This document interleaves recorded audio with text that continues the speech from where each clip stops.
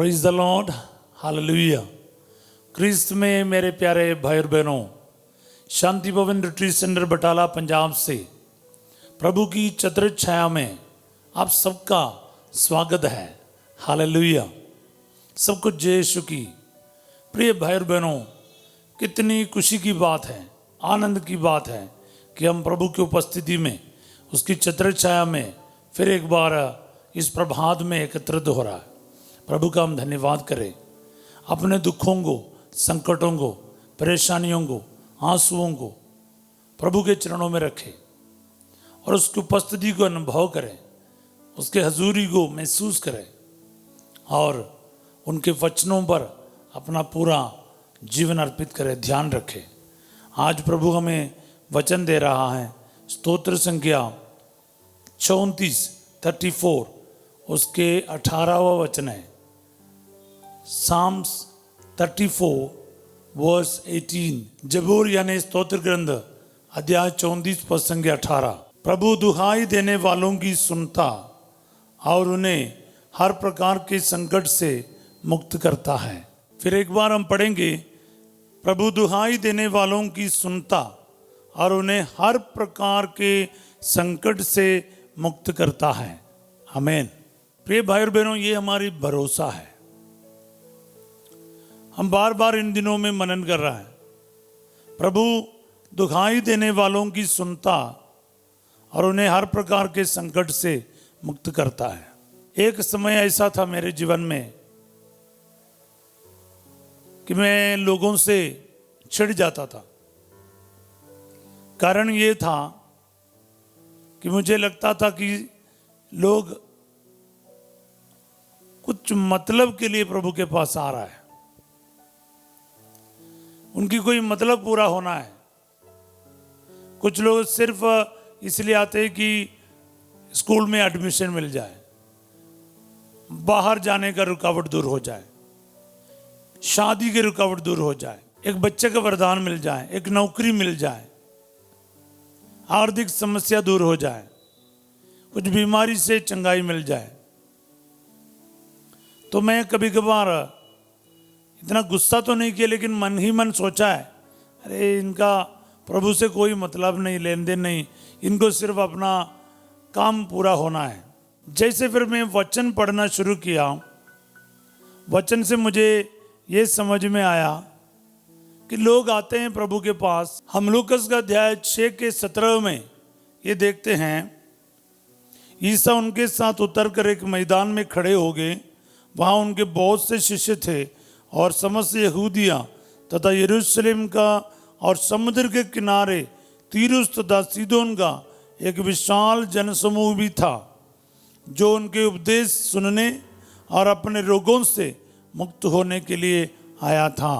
लोगों का आने का, यीशु के पास आने का मकसद साफ लिखा है। अध्याय 5 में भी हम देखते हैं, वचन 1 में, एक दिन ईसा गनेसरत की झील के पास थे। लोग ईश्वर के वचन सुनने के लिए उन पर गिरे पड़ते थे। तो 2 मकसद खास करके लिखा हुआ है बाइबल में। ईसा मसीह का जो वचन सुनने के लिए और अपने रोगों से चंगाई प्राप्त करने के लिए लोग यीशु के पास आया करते थे। तो चंगा होने के लिए आना कोई गलत बात नहीं है। हालेलुया। ये मुझे समझ आया। प्रार्थना करना कोई गलत बात नहीं है, अपने जरूरत रखना कोई गलत बात नहीं है, पर सिर्फ वही मकसद लेकर आना वो अच्छा नहीं है। ये भी मुझे समझ आया। क्या है? वचन सुनना और बीमारियों से चंगा होना। यीशु को सुनना है, यीशु के वचन पर चलना है। वचन काम करता है। बोले आमीन, हालेलुया। सो मेरे प्यारे भाई और बहनों, इन बातों को अपने दिल में रखिएगा। प्रार्थना करना कोई गलत बात नहीं, अपने निवेदनों को रखना कोई गलत बात नहीं। मैं फिर लोगों के लिए प्रार्थना करना शुरू किया। मैं उनके मन में क्या है ज़्यादा आजकल सोचते नहीं। क्या मकसद से आते हैं, क्या मतलब से आते हैं, वो प्रभु फैसला करे। मुझे क्या करना है, लोगों के लिए प्रार्थना करना है। अगर उनका उद्देश्य सही नहीं और कोई मतलब से आते हैं तो प्रभु देखेगा। मेरा काम है उनके लिए प्रार्थना करना। हालेलुया। पूरी ईमानदारी से मैं आज आपके साथ भी वही करता हूं। सो मेरे प्यारे भाई और बहनों, इस बात पर इसलिए जोर दीजिए, प्रभु का वचन है ना, हमेशा हमें याद दिलाते हैं। क्या है? प्रभु दुहाई देने वालों की सुनता है। उनके पास आके प्रार्थना करेगा, दुहाई देगा, वो सुनेगा और उन्हें हर प्रकार के संकट से मुक्त करता है। प्रभु आगे पीछे ज्यादा नहीं देखता है। अगर आप ईमानदारी से, सच्चे दिल से, पूरे विश्वास से प्रभु से दुहाई देगा, प्रभु आपको उत्तर देगा, हर प्रकार के संकट से बचाएगा। ये तो सीधी सी बात है। इसलिए विश्वास कीजिए, इस वचन पर विश्वास करना। क्या है? प्रभु दुहाई देने वालों को सुनता है और उन्हें हर प्रकार के संकट से मुक्त करता है। वचन साफ साफ लिखा है, हर प्रकार के संकट से मुक्त करेगा। हालेलुया। उनकी दुहाई देने से पहले ही मैं उन्हें उत्तर दूंगा। उनकी प्रार्थना पूरी होने से पहले ही मैं उसे स्वीकार करूंगा।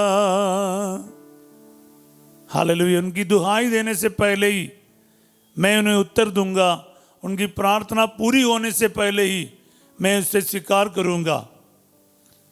यशायाह अध्याय 65 का 24 में हमें वचन सुनता है। प्यारे भाई बहन, साफ है वचन।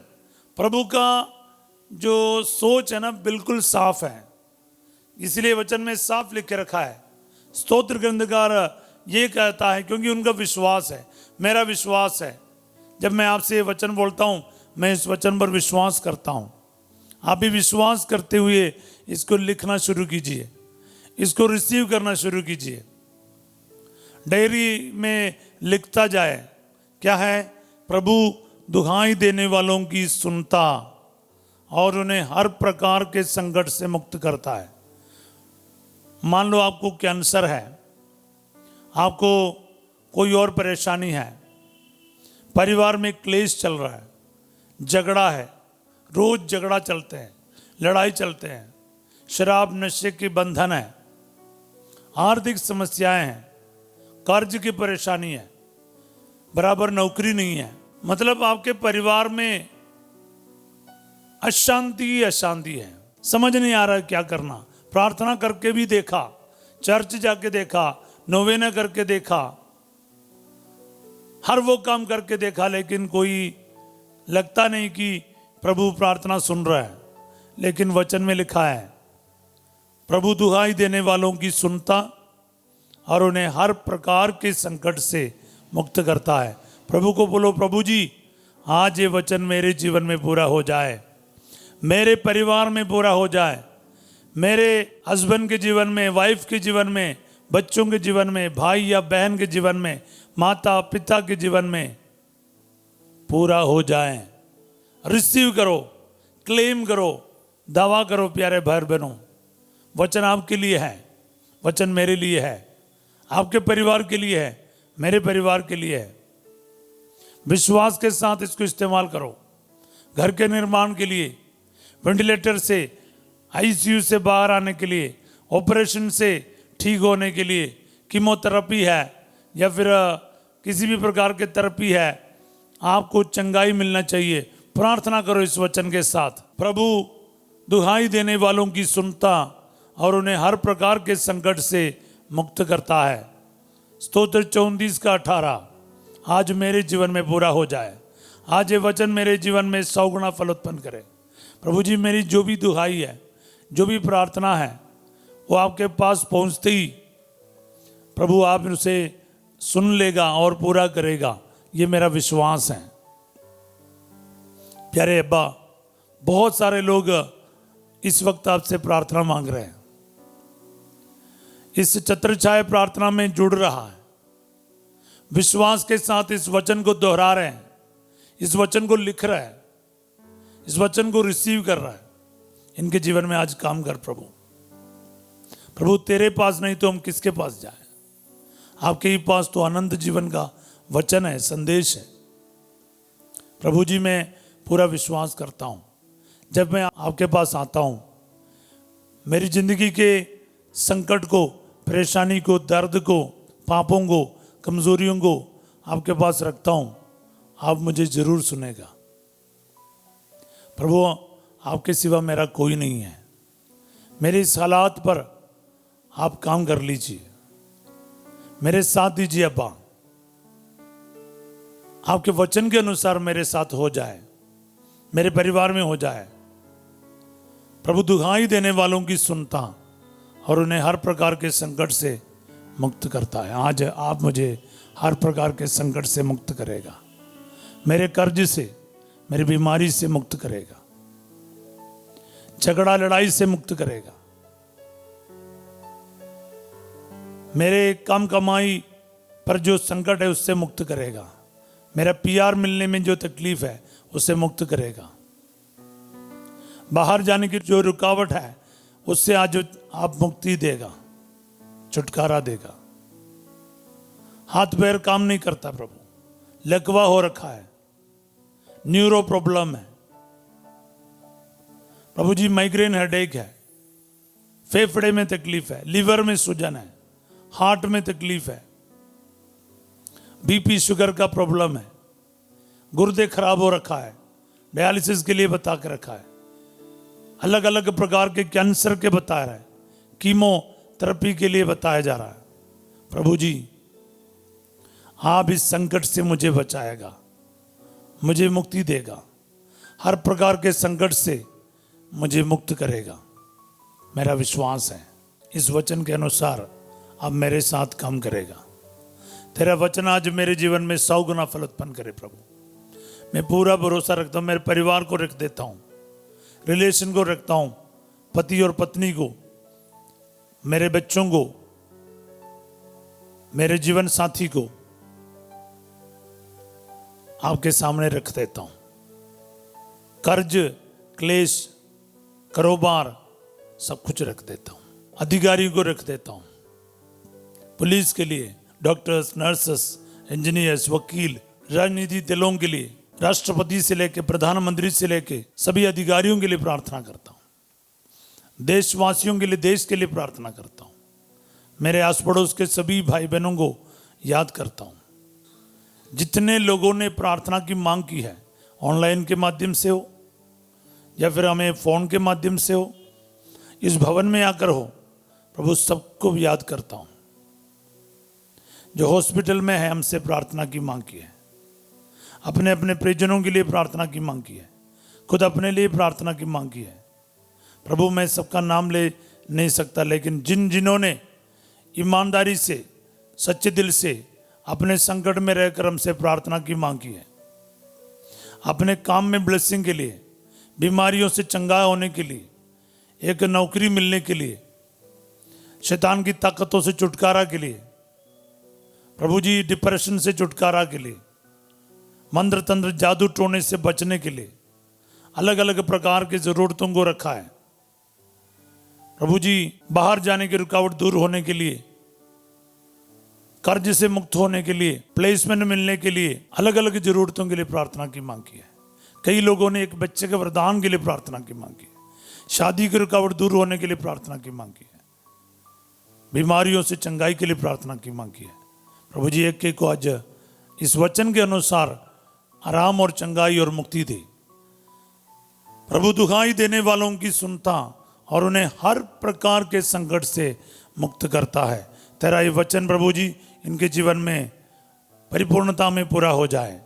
दुआ मांगते यीशु तेरे अति पवित्र नाम के द्वारा, आमीन। पुरोहिताई का आशीर्वाद ग्रहण कीजिए। प्रभु आप लोगों के साथ हो।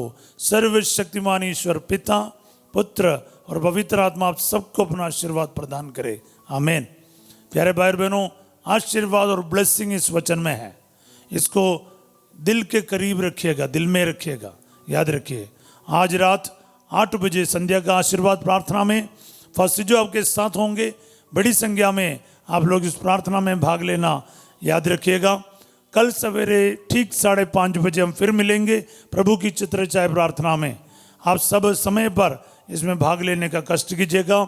वचन को लाइक करना, सब्सक्राइब करना, दूसरों तक शेयर करना, ये आप जरूर समझ लीजिएगा, अपना मिशन समझिए और इसमें आगे आकर ये करने के लिए तैयार रखिएगा। आप सबों को मैं एक अच्छा दिन का कामना करता हूँ। Have a wonderful day. God bless you all.